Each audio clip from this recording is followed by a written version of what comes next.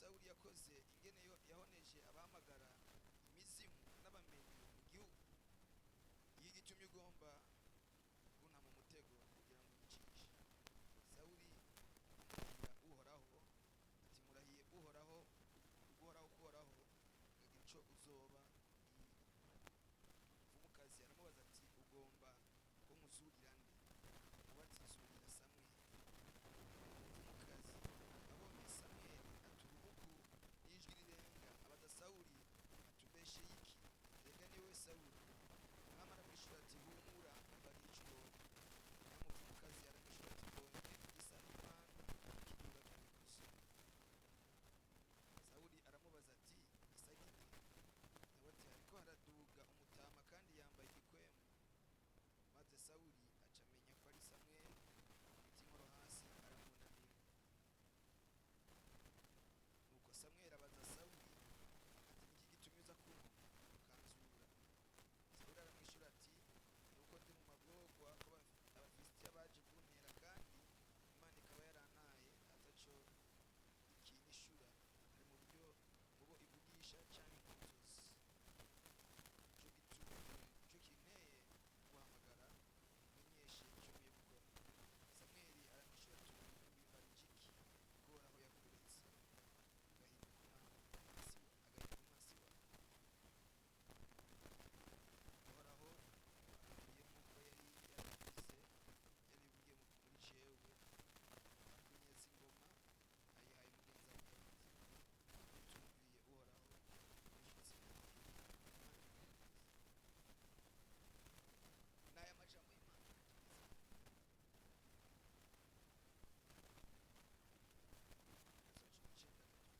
Mbere mwe n'Abisirayeli Uhoraho azobagabura mu maboko y'Abafilisitiya, kandi ejo mwe n'abahungu bawe muzoba muri aho ndi. Uhoraho agira agabura ingabo z'Abisirayeli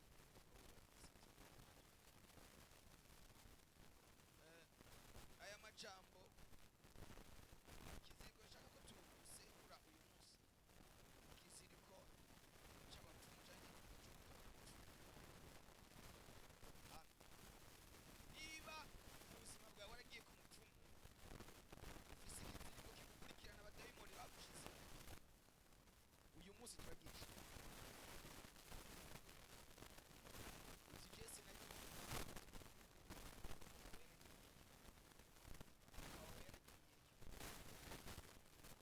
bene wanyu bazi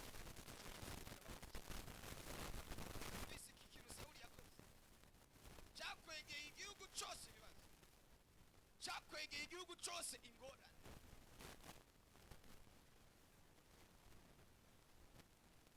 Kuja ku bapfumu, niba waragiye ku mupfumu, umupfumu hari ibikorwa yakoze ku buzima bwawe byo kuguhuza n'isi y'umwijima.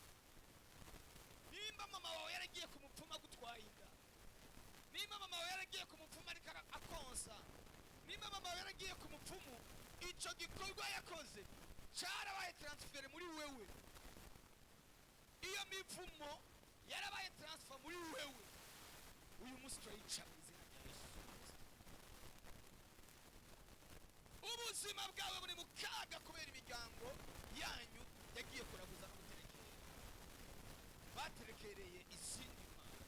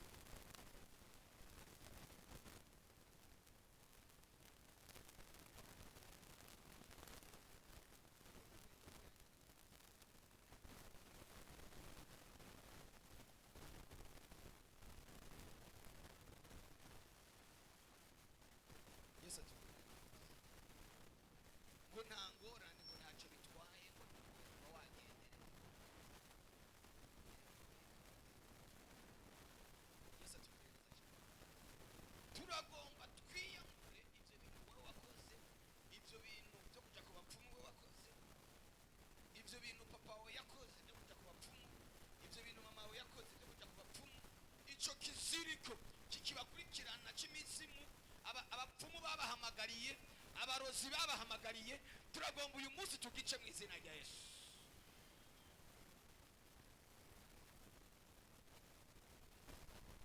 ntacyo ukora ngo kigende neza, ntacyo ukora ngo gicemo. baguma baza gutwara, baguma baza gutwara, baguma baza kunyaga, baguma baza kwiha. iryo rembo wiyugururiye uyu munsi turarizibira. iryo rembo wugururiwe na so wawe turarizibira. iryo rembo wugururiwe na mukuru wawe akajya ku bapfumu agiye kubasengera ngo mugubwe neza, ngo mumererwe neza, wowe yibaza ngo ariko arabagirira neza, icyo gitsiriko turagica. igihe so wawe yajya ku mupfumu, igihe mama wawe yajya ku bapfumu, wamenga gwari urukundo, wamenga n'urukundo, wamenga n'ugukunda, kumbe ariko araguhamagarira ibintu bizokugirira nabi.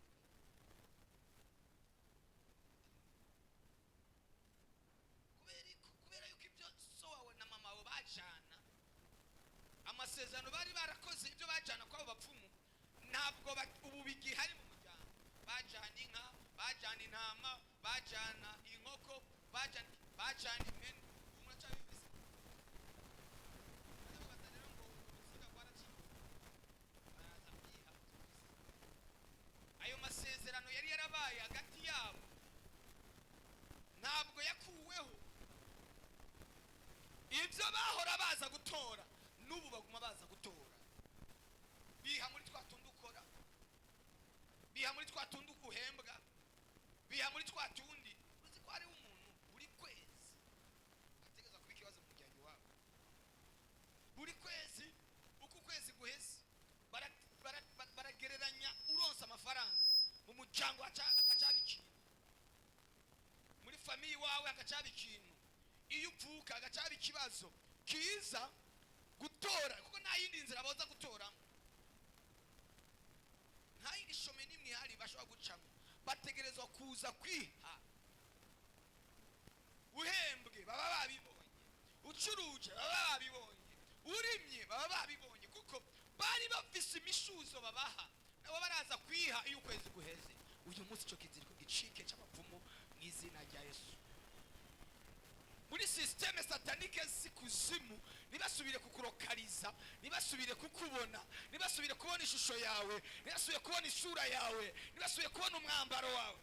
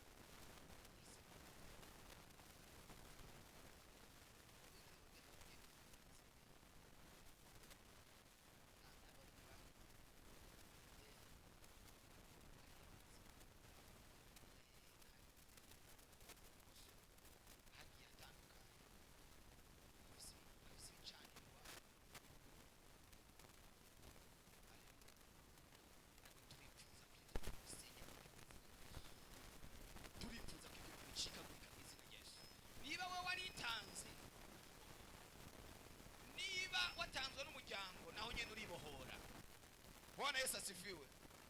Wewe kugiye kuko ntabyo wari wanditse.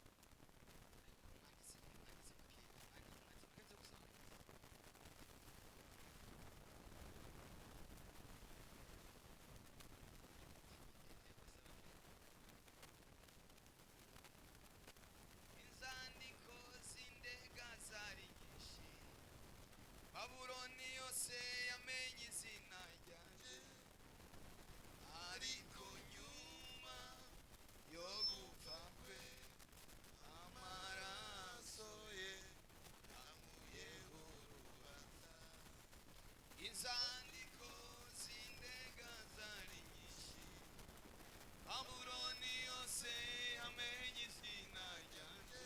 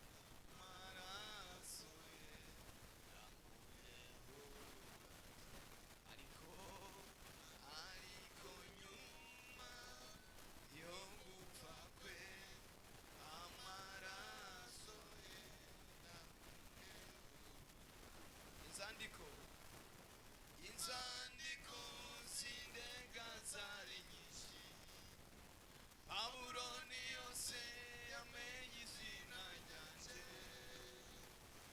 ariko nyuma yo gupfa kwe amaraso ye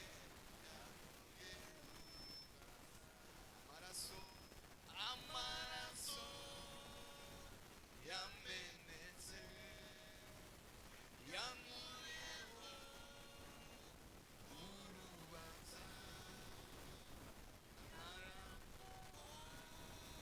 Wenda ririmba kuko nzi yuko yababariwe, narabohowe.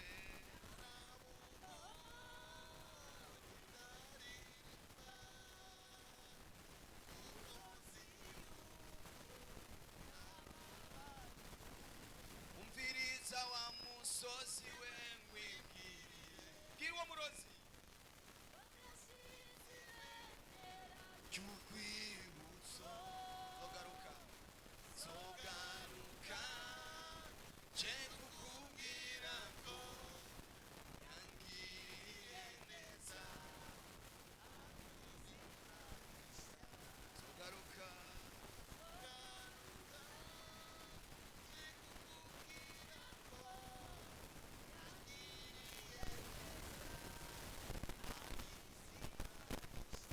inzandiko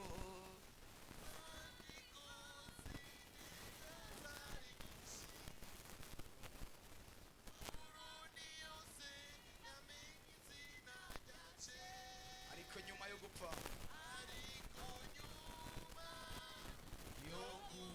kwe amaraso ye yamuyeho urubanza. Egera imbere gatoya.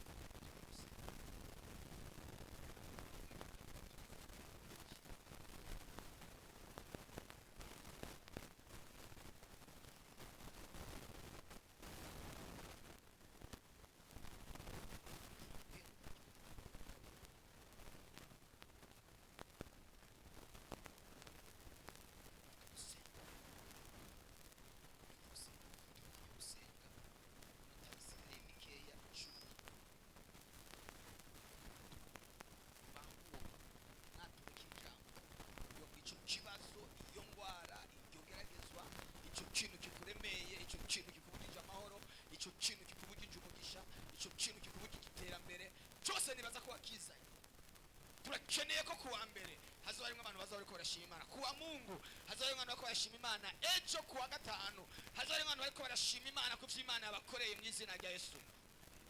Senga rero data mu izina rya Yesu Kristo, Mana ihambaye, Mana ikomeye, Mana y'agakiza, Mana y'amasezerano, uri Imana isanzwe, uri Imana ihambaye, uri Imana ibikora, uri Imana ibirema, uri Imana izura ivyapfuye, uri Imana ihindura amateka, uri Imana ihindura ubuzima. Mana ndasenze, ndakwinginze muri aka kanya, ndakwinginze kuri iyi saha, ndakwinginze kuri uyu munota,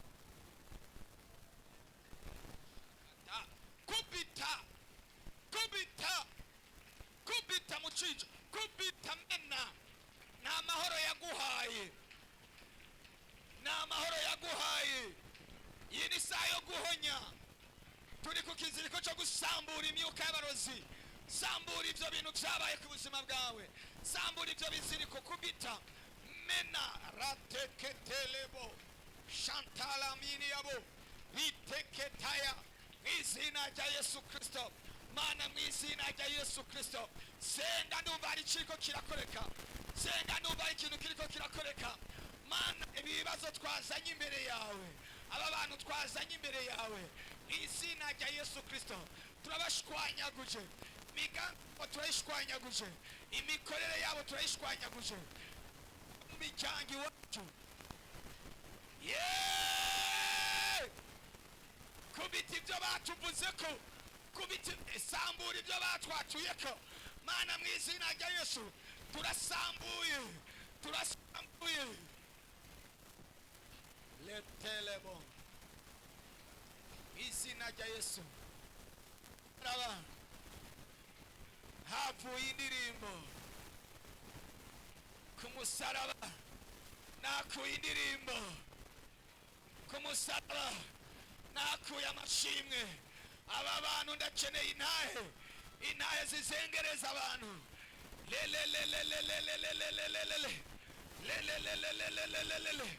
Destroy, destroy. La baba bashikose riado sandaminia ko la mitaya izina rya Yesu. Kumusaraba, kumusaraba w'agakiza twaronkeye amahoro, twaronkeye ubutabazi. Mana y'umusaraba yawukweretse, kumusaraba twarahacunguriwe, kumusaraba twarahatabariwe. Oh la bashakata in the clothes iya baba shaido shakateremo Yesu. Iki nico gihe Mwami, iyi niyo saha, uyu niyo mwanya wo gutabara abantu bawe, iyi niyo saha yo kugira neza ubwoko bwawe, iyi niyo saha yo kwibuka abana bawe abari baraboshwe ngo ntibaze babyare baronke kubyara, abari baraboshwe ngo ntibaze barongogwe baronke kurongogwa, abari baraboshwe ngo ntibaze bagira ingendo zabo zitangure nonaha.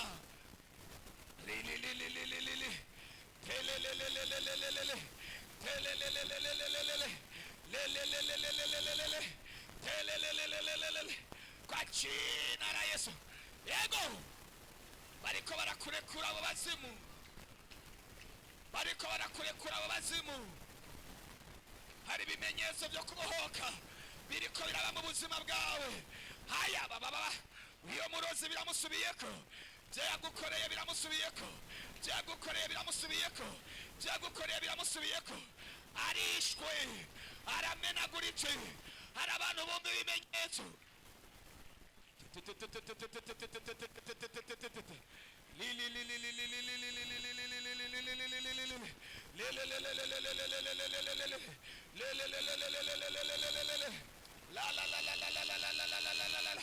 Kwa jina la Yesu, kwa jina la Yesu, mwiyambure, mwiyambure, mwiyambure, mwiyambure.